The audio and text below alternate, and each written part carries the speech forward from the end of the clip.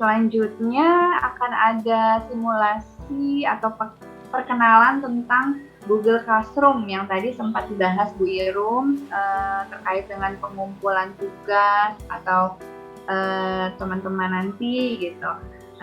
Insya Allah akan dijelaskan oleh Kak Mukti. Iya Bu. Sudah bergabung. Betul. Terima kasih Kak Mukti. Mungkin Kak Mukti bisa kasih gambaran atau penjelasan sedikit tentang Google Classroom ke Ayah Bunda. Silakan Kak Mukti. Baik Bu, terima kasih. Assalamualaikum warahmatullahi wabarakatuh. Semoga kita semua dalam keadaan sehat ya Bunda. Perkenalkan saya Mukti, biasanya dipanggil Kak Mukti di sini ya. Mengajar komputer di kelas 2, 4, dan 6, juga membantu tim guru TK dalam mengelola pembelajaran online. Nah, izinkan saya menyampaikan tata cara penggunaan Google Classroom dalam pembelajaran di TK. Sebelumnya saya ingin menyampaikan sedikit tentang Google Classroom, bahwa Google Classroom adalah sebuah learning management system yang memungkinkan guru dan siswa untuk berinteraksi. Guru dapat memberikan tugas dan materi, dan Ananda nantinya dapat mengumpulkan tugasnya di kelas maya yang nanti akan dibuat. Nah, terdapat beberapa fitur yang dapat membantu guru dan ayah bunda dalam mengelola file yang sudah dikumpulkan. Jadi intinya Google Classroom ini adalah mempermudah dalam pelaksanaan pembelajaran online. Nah, tutorialnya akan saya share dan dapat dilihat di slide berikut. Izin share ya Bu Dini. Oke, silakan Kak Mukti. Suaranya cukup jelas nggak Bu? Apa kecil? Alhamdulillah cukup jelas. Jelas ya. Iya. Baik ya Bunda, kita langsung ke slide kedua ya.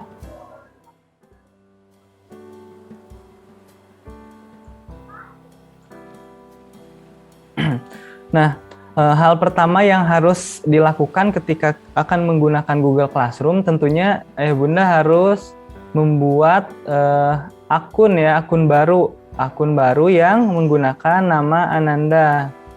Jadi menggunakan nama lengkap Ananda. Terus contohnya ini seperti yang saya tampilkan. Google Classroom ini bisa diakses melalui website, bisa juga dengan menggunakan aplikasi yang di-download di Play Store atau di iOS ya. Nah, tampilannya kalau di laptop nanti diaksesnya akan seperti ini. Ini diakses lewat classroom.google.com. Kalau yang ini menggunakan aplikasi. Dan ini penggunaan aplikasi di HP ini sangat membantu ayah bunda. Gunakan nama lengkap Ananda. Misalnya ini saya buat contoh M. Saka Awizar nih. Ketika kita menuliskan di username-nya misalnya di sana sudah ada yang pakai, biasanya kan kita tidak bisa membuat dengan nama itu lagi. Nah, ayah tambahkan dengan angka. Jadi tanda uniknya gitu ya, bisa tanggal lahir atau yang lainnya. Sehingga nanti akunnya bisa dilanjutkan si proses registernya. Jika sudah selesai pembuatan akun email Anandanya, bisa dikirimkan nanti ke guru kelas untuk dimasukkan atau diinput oleh guru kelas di student. Nah, jadi ada daftar siswa nanti di sana, dan nama email ini nanti akan dimasukkan sehingga ayah bunda akan mendapatkan notifikasi di email si Ananda ini. Nah, kita akan lanjutkan gimana tampilannya. Nah, setelah dibuat akun yang tadi, kalau misalnya si gurunya sudah memasukkan akun-akun email yang ayah bunda kirimkan, ayah bunda nanti untuk mengeceknya bisa dengan login di akun email tersebut. Kemudian nanti pastikan ayah bunda tidak salah memilih akunnya. Karena jika salah memilih akun nanti notifikasinya kan nggak ada. Seringnya ada beberapa kesalahan yang dilakukan orang tua ini contohnya di SD. Jadi default email di laptop atau di HP-nya itu menggunakan akun orang tua. Jadi pas diakses kok nggak ada gitu. Padahal sebenarnya yang diakses itu adalah akunnya orang tua, bukan akunnya Anandanya. Sekarang kita cek tampilan email masuk ketika sudah diundang. Tampilannya akan seperti ini. Jadi nanti akan ada undangan dari TK Semut ya, Bu. Di sana ada tulisan classroom dan di sana ada invitation. Kita lanjutkan. Nah, jika kita klik maka akan tampil seperti ini. Di sana ada tombol gabung atau join ya. Jadi ada di Google Classroom ini ada dua versi ya, bahasa Inggris, ada bahasa Indonesia, tergantung settingan dari Google-nya. Nah, ada tombol gabung atau tombol join. Tinggal diklik aja. Nah, setelah masuk nanti ada informasi seperti ini. Kalau untuk laptop yang sebelah kiri, kalau di HP nggak ada. Jadi bisa langsung lanjut ke tampilan berikut. Nah, di sini Ayah Bunda boleh diperhatikan yang sebelah kiri yang di laptop itu ada tombol panah ke bawah. Nah, itu adalah tombol yang digunakan untuk memilih akun yang akan digunakan untuk mengakses Google Classroom. Kalau misalnya di laptopnya belum pernah menggunakan akun email, pasti itu udah otomatis ada tulisan namanya sesuai dengan email yang tadi kita akses. Tapi kalau di laptopnya sering digunakan beberapa email, maka di situ ada beberapa pilihan untuk pengaksesannya. Lanjut ya. Nah, ini adalah tampilan pertama saat masuk ke Google Classroom. Jadi tampilannya seperti ini ya Bunda. Di sebelah kiri ini adalah tampilan laptop dan sebelah kanan di HP. Di sini ada beberapa menu, ada forum, tugas kelas, anggota. Sekarang saya akan mencontohkan dengan tampilan Google Classroom yang sudah ada informasinya. Kalau ini kan masih kosong, jadi untuk penjelasan selanjutnya saya akan menggunakan Google Classroom kelas 1 sebagai buat contoh. Kita akan lihat. Nah, ini. Di menu yang pertama ada forum.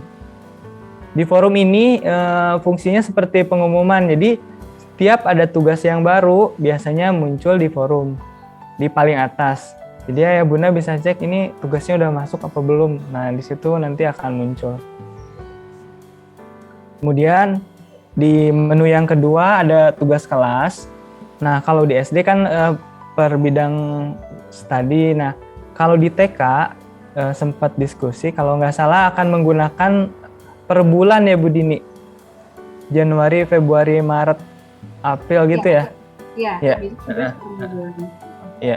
Jadi tulisan menari ini nanti akan diganti jadi Juli ya, Juli, Agustus ke bawah. Nah. Dan nanti akan muncul seperti ini ya Bunda. Di bawahnya ada materi yang diberikan. Jadi ini akan berurutan ya. Tugas-tugasnya akan muncul di bawah sini. Saya lanjutkan. Kita hapus dulu sebentar.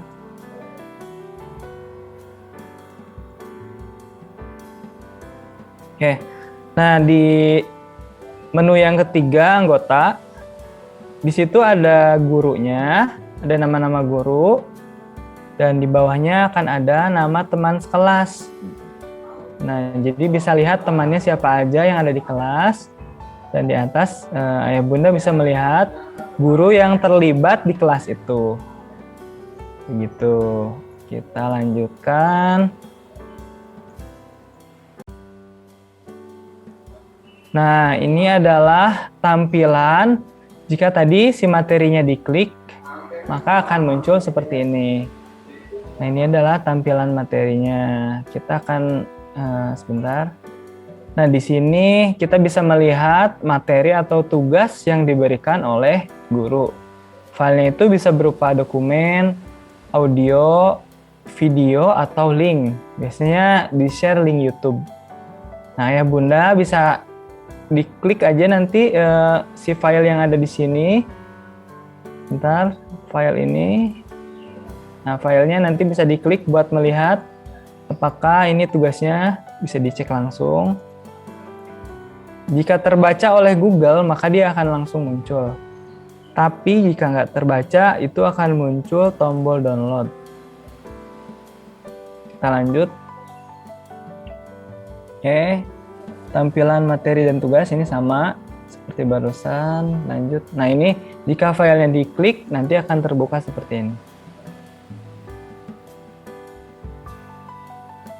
Nah, file ini bisa di-download Ayah Bunda dengan cara klik titik 3 yang ada di sini.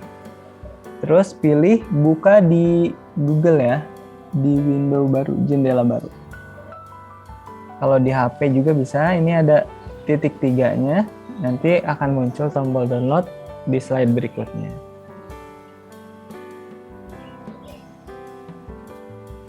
Kita lihat.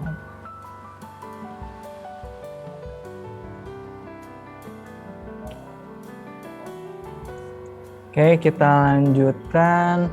Nah, ini adalah tombol download yang di HP, sedangkan ini di handphone. Nah, ini tombol download.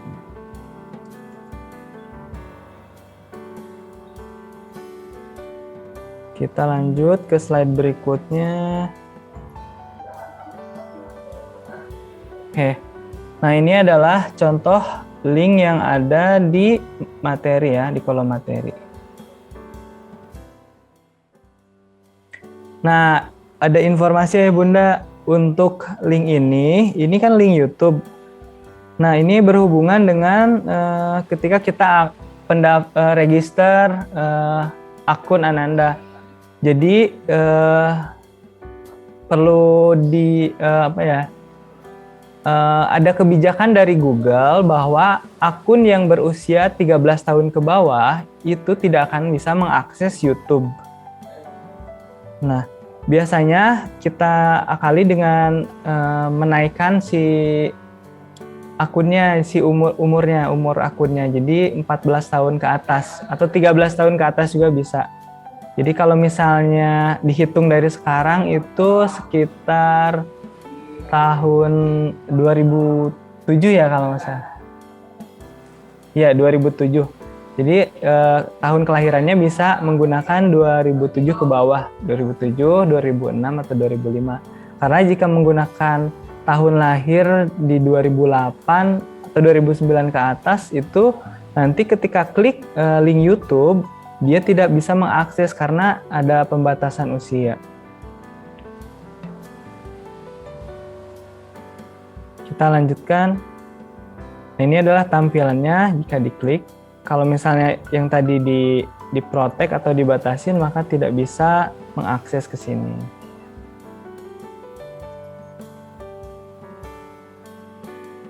Nah, ini adalah cara mengirimkan tugasnya ini ya. Jadi di tombol yang tambah atau buat ini bisa diklik. Kalau di handphone ada ini add work bahasa Inggrisnya ya. Nanti di sini akan muncul beberapa menu ya. Ada menu drop down, ada Google Drive. Misalnya tugasnya Ayah Bunda simpen di Google Drive. Misalnya pengen mengirim link atau mengirimkan file yang ada di laptop. Ini ada yang ketiga. Bisa juga membuat dokumen baru di dokumen, gunakan slide atau spreadsheet. Tapi biasanya kalau di laptop menggunakan ini ya, yang file.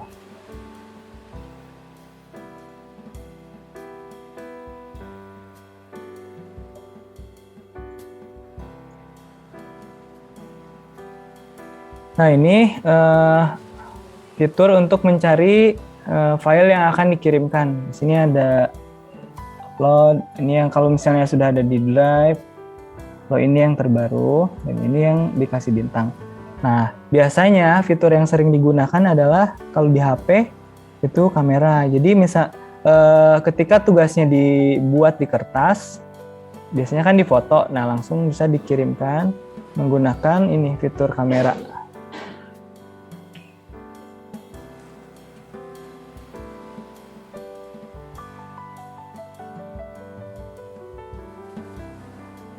Nah, selanjutnya ini fungsi kirim tugas atau kirim data. Mengirimkan data dengan klik tombol serahkan, atau kadang istilahnya di sini hand in atau turn in.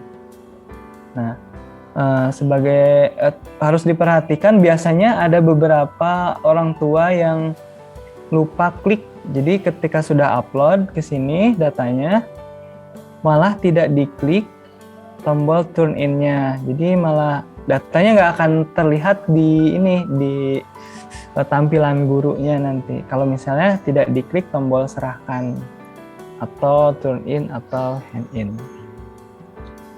So, ini tampilan di HP.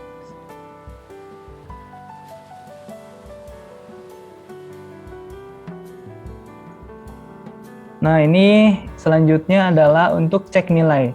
Jika si tugas itu sudah diberikan poin oleh guru atau memang tugasnya ada poinnya, biasanya akan muncul di atas ini. Jadi ayah bunda bisa lihat poinnya itu kalau misalnya guru mengirimkan tugas dengan memberikan grade atau poin. Tapi jika gurunya mengirimkan tugas tanpa grade atau poin, maka ini tidak akan ada.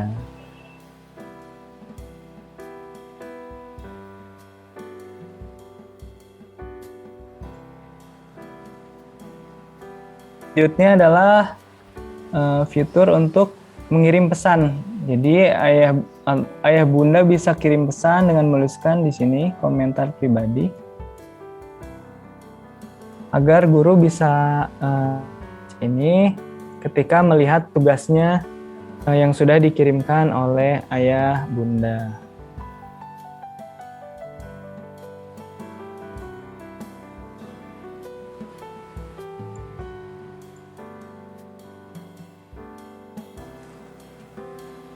Nah, sekian Bu Dini share screen tentang Google Classroom-nya ya.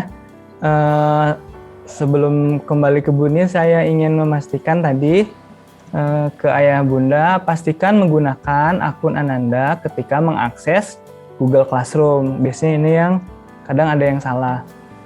Kemudian jika sudah membuat akun, pastikan menginfokan ke guru kelas agar dimasukkan ke kolom student atau siswa.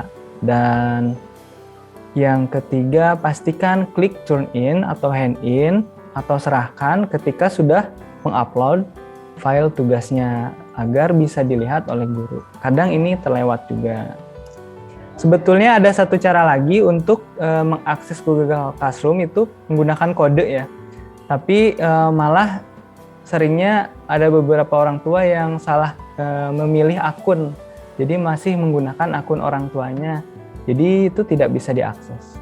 Jadi nantinya tuh muncul di kolom studentnya tuh nama email orang tua, sedangkan yang diminta kan nama akun Anandanya. Begitu Bu Dini? Iya, berarti pakai namanya Ananda ya kamu ya? Tuh. Emailnya ya? Iya. Oke. Siap. Selain itu kan bisa digunakan nanti di kelas selanjutnya ya. Oh, si iya. akunnya. Oke, terima kasih atas penjelasannya Kak Mukti. Sama-sama.